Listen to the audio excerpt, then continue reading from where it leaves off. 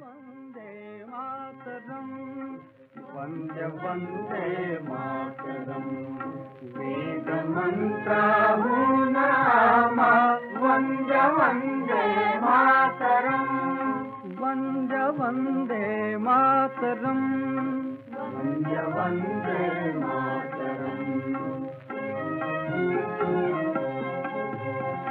माऊलीचा मुक्ततेचा यज्ञ झाला भारती त्यात लाखो वीर देती जीविताच्या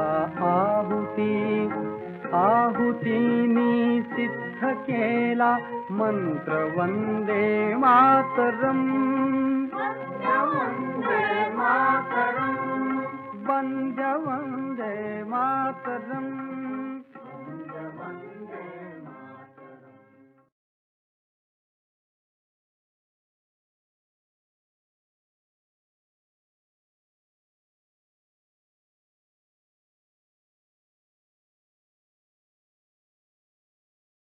नमस्कार माझ्या बालमित्रांनो, स्वातंत्र्य समरातील समिधा या आमच्या यूट्यूब चॅनलवर तुमचे मनापासून स्वागत. आमच्या चॅनलला लाईक करा, सबस्क्राईब करा आणि शेअरसुद्धा करा. भारताच्या स्वातंत्र्य लढ्यात अनेक लोकांनी बलिदान दिले, त्यात स्त्रियासुद्धा आघाडीवर होत्या. मित्रांनो, आजच्या तिसऱ्या पुष्पात तुम्हाला एका आगळ्या वेगळ्या राणीची गोष्ट मी सांगणार आहे. दक्षिण भारतातील कित्तूर या प्रांताची राणी चेन्नम्मा ही ईस्ट इंडिया कंपनी विरुद्ध लढणारी पहिली राणी होती. ईस्ट इंडिया कंपनी ही ब्रिटिश कंपनीच होती. 17व्या शतकात भारतात व्यापार करण्याकरता ब्रिटिश लोक आले व हळूहळू त्यांनी भारतीयांच्या फुटीरतेचा फायदा घेऊन आपले साम्राज्य स्थापन केले. मोठी विलक्षण कथा आहे या राणीची. चेन्नम्माचा जन्म 23 ऑक्टोबर 1778ला बेळगाव जवळील काकातीन गावात झाला. तिचे वडील धुळप्पा देसाई हे मोठे व्यापारी होते. चेन्नम्मा लहानपणापासूनच घोडस्वार, नेमबाजी आणि धनुर्विद्या यात पारंगत म्हणजे एक्सपर्ट होती. तिने एकदा परिसरात धुमाकूळ घालणाऱ्या नरभक्षक वाघालाच ठार केले होते. अशा शूर चेन्नम्माचा विवाह कित्तूर संस्थानचा राजा मल्लसर्जा याच्याशी झाला. मल्लसर्जा कर्तबगार राजा होता, त्यामुळे त्याचे संस्थान अगदी भरभराटीला आले होते, म्हणजे प्रॉस्परस. चेन्नम्माला राज्यकारभाराची आवड होती. तिला प्रजेच्या सुखदुःखाची जाणीव होती, त्यामुळे त्यांचे प्रश्न ती सहानुभूतीने सोडवायची. राजकीय क्षेत्रातील घडामोडीमध्ये सुद्धा ती लक्ष घालत असे व राजाच्या लढाईमध्ये त्याला साथ देत असे. ती शूर तर होतीच, पण द्रष्टेपणा व निर्णय घेण्याची क्षमता हे पण तिचे गुण होते आणि या तिच्या गुणांमुळे ती जनमानसात आदरणीय झाली. कित्तूरच्या अतिशय समृद्ध व वैभवशाली संस्थानावर अनेक मोठे राजे डोळा ठेवून होते. निजाम, टिपू सुलतान व इंग्रज यांना हे संस्थान आपल्या अधिपत्याखाली हवे होते. पुढे थोड्याच दिवसात मल्लसर्ज राजाचे निधन झाले आणि राजाचा मुलगा शिवलिंग रुद्र सर्जा संस्थानाचा राजा झाला. चेन्नम्मा त्याच्या पाठीशी खंबीरपणे उभी राहून राज्यकारभार पाहू लागली. पण 2 वर्षातच राजा शिवलिंग रुद्र सर्जा आजारी पडून अगदी अंथरुणाला खिळला. त्यावेळे राणीने आपल्या निवडक सरदारांच्या सल्ल्याप्रमाणे संस्थानास वारस दत्तक घेण्यास ठरवले, म्हणजे ॲडॉप्ट करायचे ठरवले. पण दुर्दैवाने त्याच दिवशी राजाचे निधन झाले. राणी आता काळजीत पडली. इंग्रज लोक आता आपले संस्थान विलीन करून घेण्यासाठी त्रास देणार याची चिंता तिला भेडसावू लागली. मुलांनो, त्या काळी ईस्ट इंडिया कंपनीने प्रिन्सिपल ऑफ लॅप्स हा कायदा भारतीय संस्थाने लढाई न करता आपल्या राज्यात सामील करण्यासाठी केला होता. राजाला पुरुष वारस नसल्यास, म्हणजे मेल हेअर, किंवा राजा लायक नसल्यास ब्रिटिश ते राज्य आपल्या राज्यात सामावून घेत.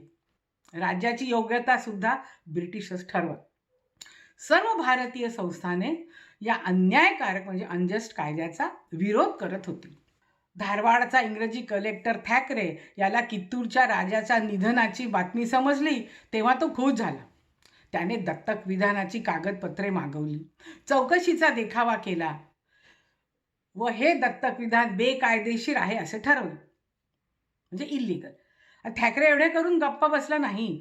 त्यांनी व्यंकटराव नावाच्या इंग्रजांनी नेमलेल्या प्रतिनिधीला कित्तूर संस्थानाचा कारभार पाहण्यास पाठवले.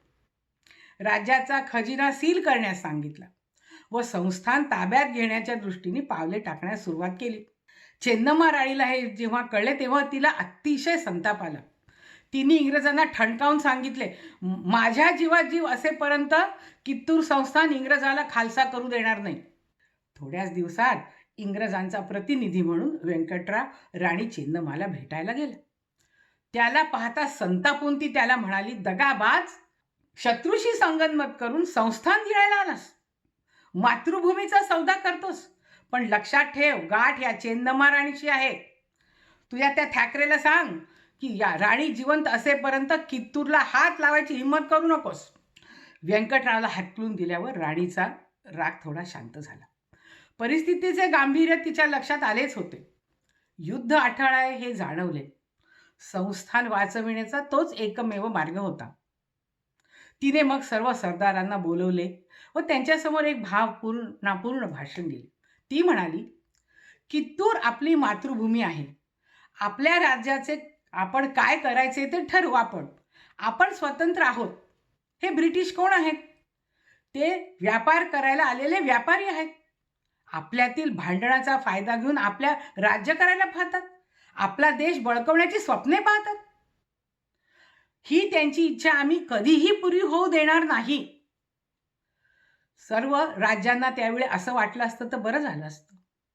असं राणीच्या भावपूर्ण भाषणाने सरदारांमध्ये एकदम चैतन्य संचारले.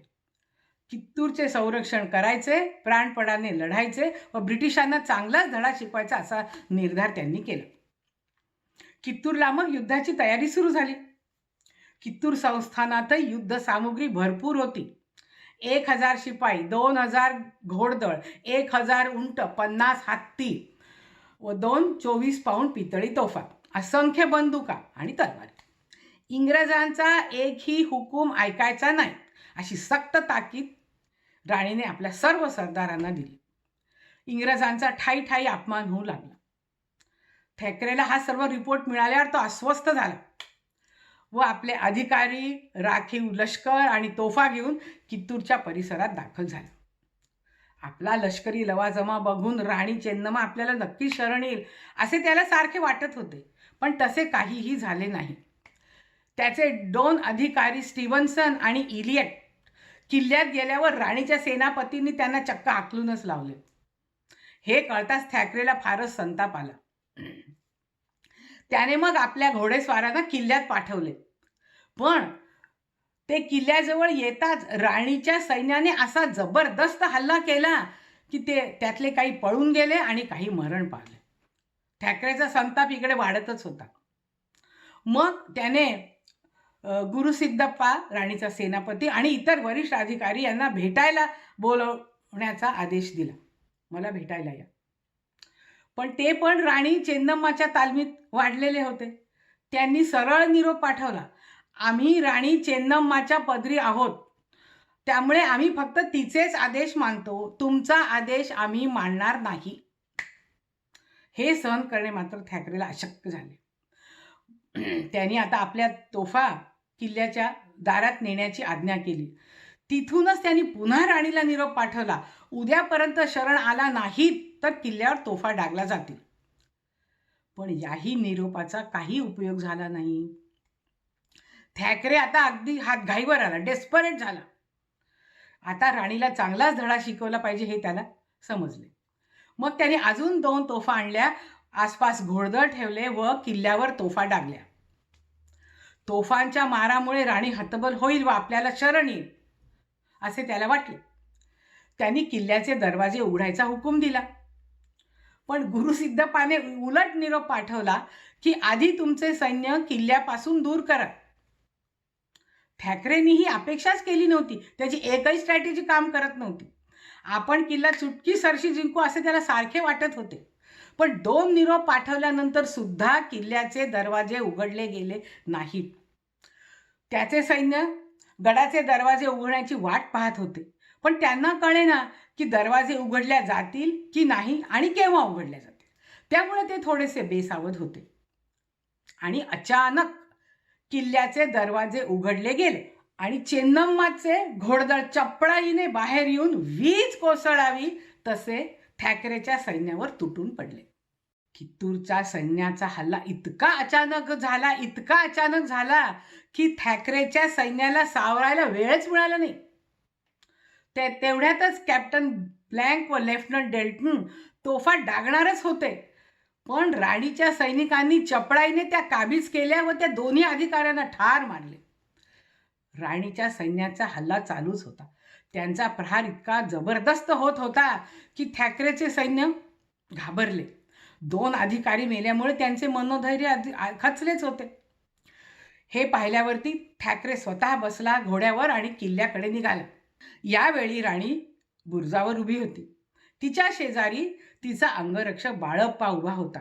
तो अतिशय अप्रतिम नेमबाज होता. त्याने ठाकरेला येताना पाहिले व नेम धरून गोळ्यांचा वर्षाव केला आणि ठाकरे जागीच ठार झाला. मग काय, राणीच्या सैन्याने ठाकरे मेला असे ओरडत जोरात रणांगणावर पळायला सुरुवात केली. आता मात्र ब्रिटिश सैन्याचा धीर संपूर्णपणे सुटला आणि ते घाबरून पळायला लागले. ते पुढे पळत होते, त्यांच्या मागे कित्तूरचे सैन्य पळत होते आणि त्यांनी त्यांचा पाठलाग करून त्यांना कित्तूरच्या वेशीबाहेर घालवून दिले आणि विजयी होऊन परत आले. फार मोठा पराक्रम केला होता राणीच्या सैन्याने. राणीच्या प्रभावी नेतृत्वाखाली त्यांनी इंग्रजांना नामोहरम केले होते. स्वातंत्र्याच्या ध्येयाने लढलेले ते योद्धे धन्य होय. आता थोडे दिवस तरी इंग्रजांचा त्रास वाचला होता. मग सर्वानुमते दत्तक पुत्राला राज्याभिषेक केला. पण हा आनंद फार काळ टिकला नाही. इंग्रज काही गप्प बसले नाही. झालेला पराभव त्यांना फार झोंबला होता आणि त्याचा बदला घेण्यासाठी मोठे सैन्य घेऊन ते कित्तूरवर चालून आले. अर्थात राणीला याची कल्पना होतीच. तिने पण पुन्हा सैन्याची जमवाजमव केली. तिने कोल्हापूरच्या राजाकडे मदत मागितली. तो सुद्धा 5,000 पायदळ, 2,000 घोडेस्वार व 7 तोफा घेऊन कित्तूरकडे निघाला. यावेळे इंग्रजांची फौज मद्रास, पुणे, मुंबई, सोलापूर, सातारा या सर्व दिशेने निघून कित्तूरकडे धावू लागली. या प्रचंड फौजेबरोबर शस्त्रास्त्रे, दारुगोळा आणि अर्थातच तोफखाना होता. चॅप्लिन नावाचा कमिशनर यावेळी फौजेचा लीडर होता, प्रमुख होता. एवढ्या मोठ्या फौजेसमोर कित्तूरचा काय टिकाव लागणार होता. पण कित्तूरच्या सैन्याने मोठ्या शौर्याने लढा दिला. ब्रिटिशांच्या तोफापुढे आणि फितुरीपुढे मात्र त्यांचे काही चालले नाही. फितुरीने या देशाचे कायम नुकसान झालेले आहे. असं किल्ल्याच्या बाहेरच्या तटाला खिंडारे पडली. आता प्रसंग मोठा कठीण होता. शेवटी गुरुसिद्धप्पाने राणीला बोलवले व तिला विनवणी केली की तुम्ही व तुमच्या सुना संगोळी गावाला निसटून जा. राणी तयार नव्हती, पण सिद्धप्पा म्हणाला की तुम्ही जिवंत राहिल्यास पुन्हा लढा देता येईल, पण आता तुमचा जीव वाचवणे महत्त्वाचे आहे, तरी कृपा करून तुम्ही तुमचा जीव वाचवा. नाईलाजाने राणीला कित्तूर सोडावे लागले. मोठ्या जड अंतःकरणाने तिने संगोळी गावाकडे कूच केले. इकडे राणीचे एकनिष्ठ सैनिक प्राणपणाने लढत होते, पण एवढ्या आवाढव्य फौजेपुढे त्यांचे काहीही चालले नाही. राणीच्या सैनिकांच्या प्रेताचा खच किल्ल्यापुढे पडला होता. या देशप्रेमी सैनिकांनी शेवटपर्यंत लढून प्राणार्पण केले, पण ते शरण गेले नाही. अखेरीस गुरुसिद्धप्पा व त्याचे सहकारी यांना अटक झाली. दुर्दैवाने राणीला व तिच्या सुनांना पण इंग्रजांनी कैद करून कित्तूरच्या राजवाड्यात आठवडाभर ठेवलं. तिथे त्यांनी तिचा भरपूर मानसिक व शारीरिक छळ केला आणि बळजबरीने धाक डपटशाने कित्तूर संस्थान ब्रिटिशांना दिले असे लिहून त्यावर तिच्या सह्या घेतल्या.